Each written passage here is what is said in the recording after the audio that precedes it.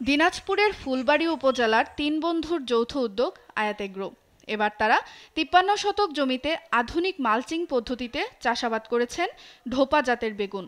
জমি প্রস্তুত, চারা উৎপাদন থেকে শুরু করে সার ও সেচ সবকিছুই করে থাকেন নিজেদের ব্যবস্থাপনায়।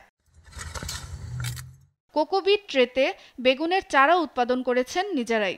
সবকিছু মিলিয়ে তাদের খরচ হয়েছে ৬০ থেকে ৬৫ হাজার টাকা। সপ্তাহখানেকের মধ্যে বেগুন বাজারে বিক্রির উপযুক্ত হবে। ১.৫ থেকে ২ লাখ টাকার বেগুন বিক্রির আশা করছেন তারা। চারা উৎপাদন থেকে সবকিছু মিলে আমাদের ৬০ থেকে ৬৫ হাজার টাকা খরচ হয়েছে।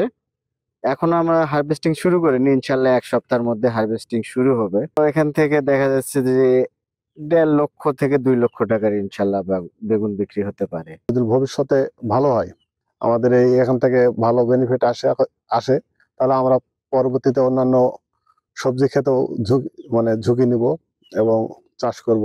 তাদের এই প্রজেক্টে কাজ করে বাড়তি আয় করার সুযোগ পাচ্ছেন স্থানীয় যুবকরা।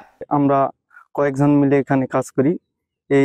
এখানে কাজ করে আমরা কিছু সুযোগ সুবিধা পাই, মোটা অঙ্কের টাকাও পাই।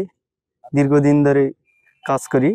আধুনিক মালচিং পদ্ধতিতে চাষাবাদ করার কারণে ফলন বেশি ও রোগবালাই কম হয় বলে জানায় স্থানীয় কৃষি বিভাগ। মালচিং পদ্ধতিতে সবজি আবাদ বেশ জনপ্রিয় হচ্ছে। এর ফলে এই পদ্ধতিতে ফলন বেশি, রোগ পোকামাকড়ের আক্রমণ কম এবং আমাদের মাটির স্বাস্থ্য সুরক্ষা নিশ্চিত হচ্ছে। আমাদের মাঠ পর্যায়ে কর্মকর্তারা সার্বক্ষণিক কৃষকদের বিভিন্ন ধরনের পরামর্শ দিচ্ছেন। যৌথ উদ্যোগ, আধুনিক পদ্ধতি আর পরিশ্রম, এই তিনের সমন্বয়ে সফলতা পেয়েছেন ৩ বন্ধু। ভবিষ্যতে যা এলাকার বেকার তরুণদের কৃষি উৎপাদনে আগ্রহী করবে বলে মনে করছেন এলাকাবাসী। সুপ্রিয়া তৃষা, নিউজ ডেস্ক, দেশ টিভি।